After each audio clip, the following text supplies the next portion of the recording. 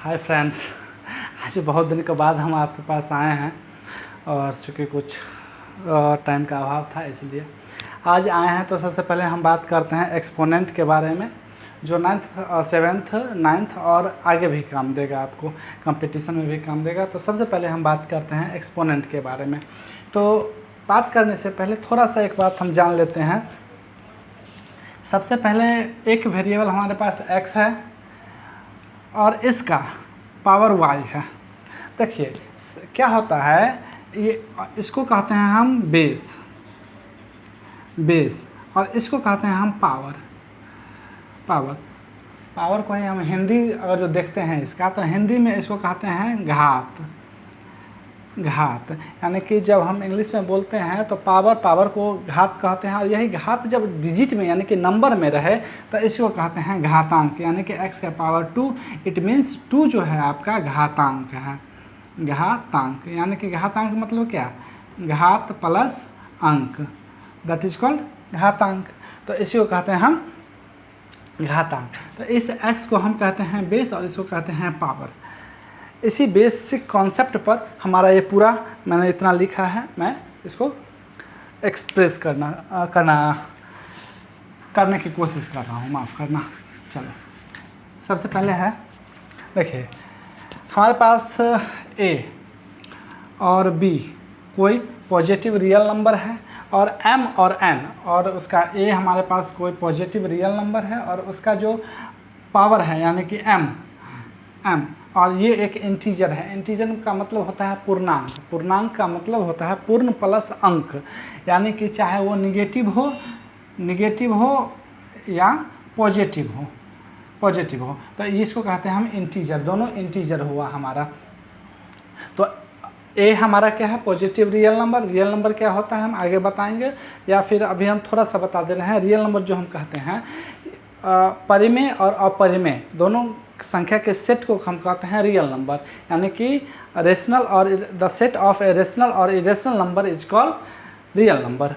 चलिए, तो A B हमारे पास क्या है, पॉजिटिव रियल नंबर है, और एम और एन इसका इंटीजर है। तो पहला कॉन्सेप्ट ये कहता है हमारे पास, पहला कॉन्सेप्ट ये कहता है बाबू, जो ए का पावर एम, तो ए का पावर एम का मतलब होता है ए को हम मल्टीप्लाई करते हैं m टाइम्स, ठीक है। ए का पावर m का मतलब ए को हम m टाइम्स मल्टीप्लाई करते हैं। इसी तरह अगर जो ए का पावर 5 रहता है तो a 3 हो गया और a, तो इसका ए का पावर 5 को हम इस तरह से लिख सकते हैं, और इसी चीज़ को हम ऐसे भी लिख सकते हैं, ठीक है। इसी तरह ए का पावर n, तो a का पावर n जो है तो इसको a इंटू a कितना बार, n टाइम्स होगा। समझ आ रहा है ना। तो अच्छा से ध्यान देना है। तो ये m टाइम्स, ये n टाइम्स। अब क्या करते हैं, इसी को पहला हम इस स्ट्रक्चर को देख रहे हैं।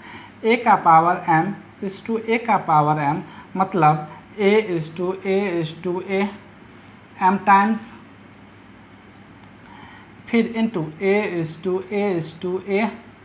n times. तो दोनों में क्या है हमारे पास, a है, a आ जाएगा, a m plus n times.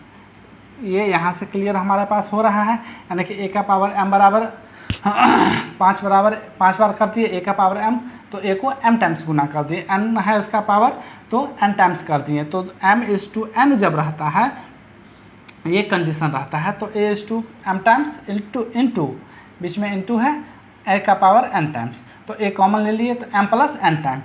अब एक चीज़ में ध्यान देना है, जब हम a का पावर m लिखते हैं तो a बराबर 5 बार, यानी कि a का पावर 5 है तो 5 बार गुना करते हैं। 5 बार जो गुना करते हैं तो इसी को हम a का पावर 5 भी लिख सकते हैं। तो जब इतना बार गुना किया हमने तो a का पावर यहाँ से m प्लस n हम ये लिख दिए। ये इसका इस तरह से प्रूफ होता है, पहला नंबर ये। तो इसको हम कहते हैं बाबू product of power, product of power इसका नाम एक है। दूसरा बात जो दूसरा जो स्ट्रक्चर है हमारे पास सेम इसी पर है आधारित, यानी कि ए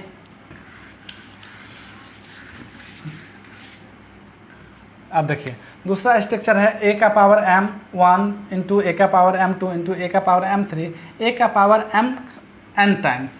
तो इसी को सबको बेस गुना में पावर क्या होता है, जुटता है। तो ए का पावर m1 प्लस m2 से mn तक।